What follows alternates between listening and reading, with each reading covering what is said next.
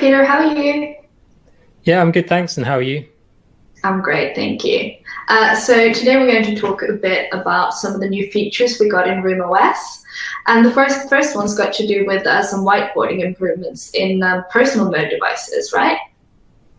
Yep, that's right. So personal mode is the best mode to run in if you want your device to take on your identity. And that means that when someone calls me, my personal mode device rings. That's a bit different to a shared mode device, which would usually be in a meeting room. So you dial the name of the device instead of me for it to ring.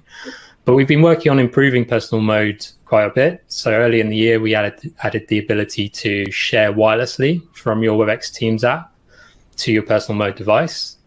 And more recently, in this release, we've added the ability to work with your whiteboards, whether you're inside or outside of a call, seamlessly. So right before this call, I was doing a bit of whiteboarding, making some notes, and I was able to, outside of a call, click that whiteboard and then click save and add you and me to a space so that we could both have a look at that whiteboard and collaborate on it further. Oh, I love that. That's really, really useful. And as for a personal meeting room, that's kind of your own unique virtual conference room that you can use for meetings anytime. I've heard that you've made it a bit easier to join that personal meeting room. Yep, that's right. So we've had a join Webex button right on the front page of the endpoints for a little while now. And that's been super helpful to join your Webex meetings using a number.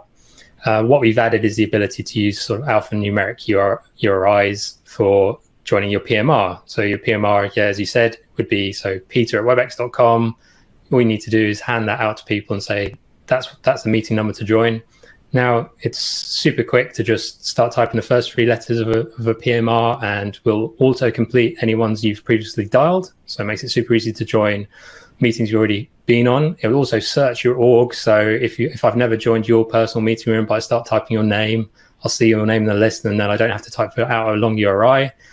And as you can see on this screenshot, if you're in personal mode, I don't have to ever type my PMR out again. I can just straight away press start meeting. It knows my PMR because it's in personal mode. And then that's the easiest way for me to join my meetings going at the moment. That's really great. And so it auto completes everything for you.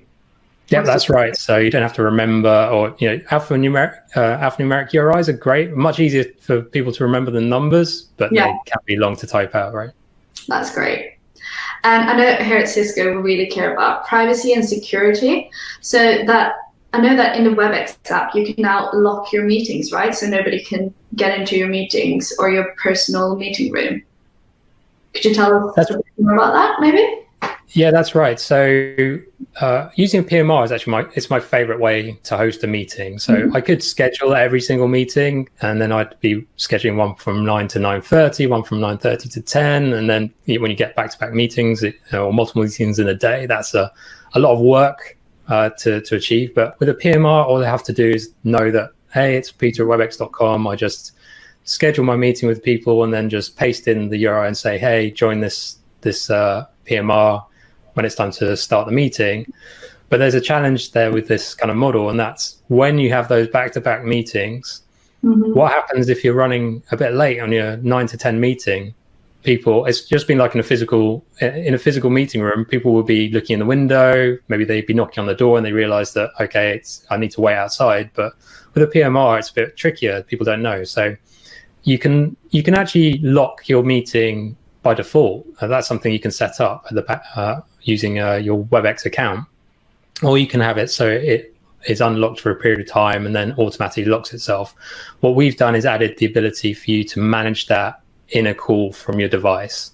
So you can just, if you decide to run your meetings locked all the time, then you can tap this button to temporarily unlock. If you know that, hey, my meeting's starting, I don't have any conflicts, I don't really want 10 people to be joining, going into the lobby and have to let each one in, then you can just unlock your meeting, let them all flow in, and then lock your meeting again once you know everyone's ready in there.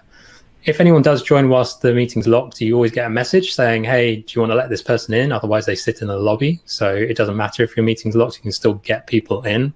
But this is just super helpful and nice for people to keep their meetings secure. You know who's there, and you know no one else can join unless you want them to.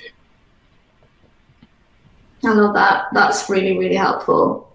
I think one of my biggest problems when I'm in a larger all hands meeting is that a lot of the times I forget to mute myself.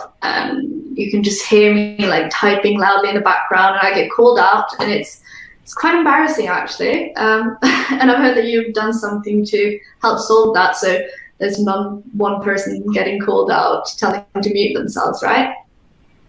Yeah, it's always a bit awkward when you forget to mute yourself. It happens in a lot of meetings. Either someone's joined unmuted, but more likely they maybe stepped away for a moment, or they start ruffling their papers up around, and yeah, it can be distracting. And so what we've done is we've added the ability to go to the participant list at the top right hand corner there of your endpoint user interface. You can tap the user, and then you can mute that person. Now, when they're muted, their local app or device will show them they're muted. So it's not like on the server where they'd be confused as to what happened as such. If you're on a Webex device and or app, then they can see that, and then they can just unmute themselves when they're ready to speak. So it's good for keeping the meeting going. It's often difficult to get people's attention because someone's enthralled in their email typing or something like that. And now you don't have to try and interrupt the meeting, ask whoever is making that noise, please stop. You can just go ahead and mute them yourself.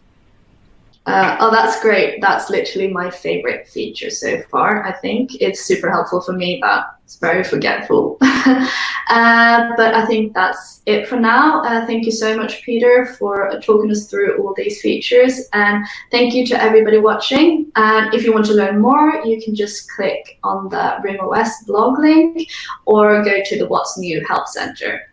Thank you. Bye.